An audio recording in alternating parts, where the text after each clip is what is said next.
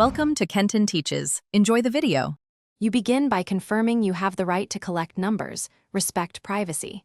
Once confirmed, open the group and use more export chat, pick without media to keep the file small. Save that exported TXT to your device or cloud storage.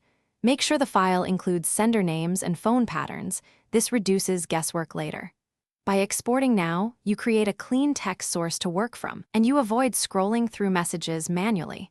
So start with the export immediately. Now you take the exported text and extract numbers. Open it in a text editor or paste into a spreadsheet. This gives search and replace power.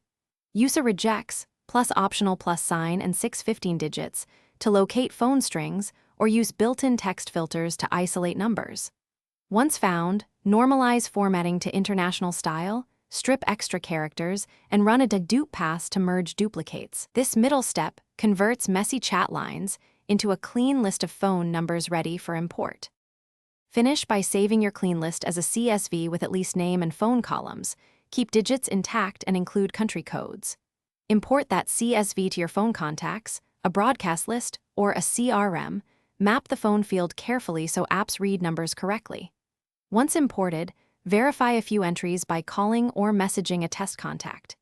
If something fails, check privacy settings and confirm numbers use international format. That single check solves most missing number problems.